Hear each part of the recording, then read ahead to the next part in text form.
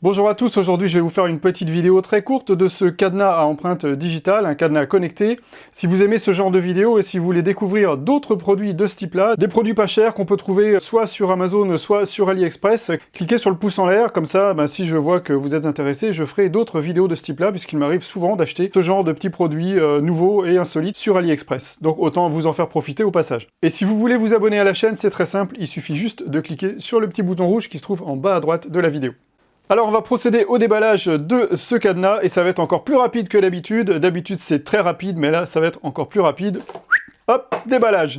Alors dans le carton, qu'est-ce qu'on trouve? Le cadenas, ça peut servir. On trouve un câble pour le recharger puisqu'en fait il est équipé d'une batterie. Et également deux clés. Un cadenas à empreinte digitale avec des clés. Et oui, et c'est pour ça que je l'ai choisi. Parce que justement, ça permet une ouverture de secours si par exemple la batterie est HS et qu'on est obligé de la recharger, ou si tout simplement le cadenas est en panne. On trouve aussi une petite notice qui vous explique comment connecter le cadenas à l'application. C'est très simple, il suffit d'utiliser soit l'application Tuya, soit l'application Smart Home, ou toute autre application d'objets connectés. Ça va pouvoir se connecter avec ce cadenas. Sur le devant du cadenas, on a le rond pour mettre son doigt pour l'empreinte digitale.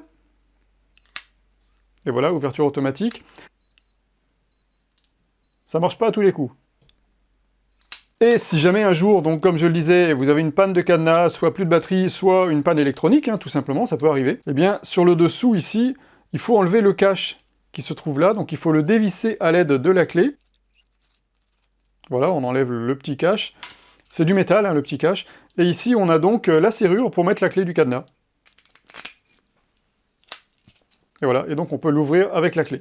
Et ça, pour moi, c'était un prérequis indispensable d'avoir une clé de secours. Parce que ce cadenas, je l'ai acheté pour le casier de ma fille au collège. Et donc, avec l'empreinte digitale, ce sera beaucoup plus pratique plutôt qu'elle ait une clé tout le temps avec elle. Alors vous allez me dire, oui, mais sa clé de secours, elle va la mettre où? Et bien tout simplement, elle est gardée par l'intendance du collège. Ils peuvent conserver les doubles des clés des cadenas des collégiens. Et elle n'utilisera que son doigt pour ouvrir le cadenas. Tout simplement. Pour recharger la batterie, ça se trouve également sur le dessous. On soulève comme ça et on accède à la prise USB-C.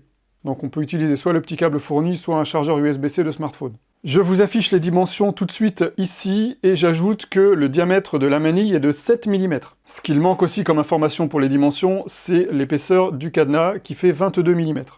Pour enregistrer des empreintes digitales, on est obligé d'installer l'application smartphone. Pour ça, j'ai installé personnellement l'application Smart Life. Vous pouvez très bien utiliser l'application Tuya ou une autre application. L'application permet, entre autres, d'ouvrir le cadenas à distance connecté en Bluetooth. Donc il suffit de rester appuyé sur le bouton déverrouillé de l'écran pendant 3 secondes et ça ouvre automatiquement le cadenas. Pour ça, évidemment, il faut être à portée de Bluetooth. On ne peut pas l'ouvrir en Wi-Fi, c'est pas possible.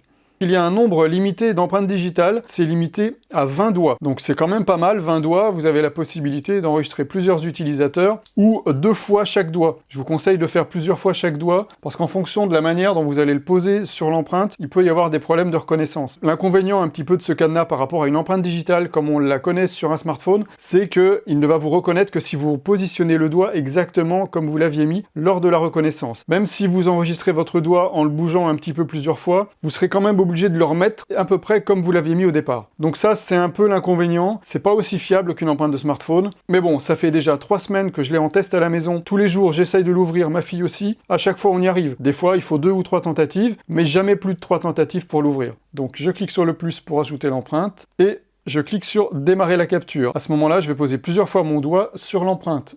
Donc je pose plusieurs fois. Voilà, j'ai posé 5 fois.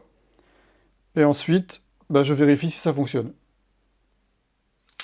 Et voilà, ça fonctionne. Dans l'application, on va également pouvoir visionner l'historique de tous les déverrouillages. On peut enregistrer plusieurs personnes différentes pour déverrouiller ce cadenas. Par contre, pour chaque personne, il faudra l'enregistrer par son adresse email. Si vous n'avez pas envie de vous embêter, prenez une seule adresse email et vous enregistrez plusieurs personnes. Vous avez 20 empreintes, ça suffit largement. Voilà, j'espère que cette vidéo vous a intéressé et que vous avez découvert un nouveau produit. Si c'est le cas, cliquez sur le pouce en l'air et comme ça, je ferai d'autres vidéos. Et si ce genre de gadget pas cher vous intéresse, je vous mets ici une autre vidéo. Cliquez dessus, on se retrouve là-bas tout de suite.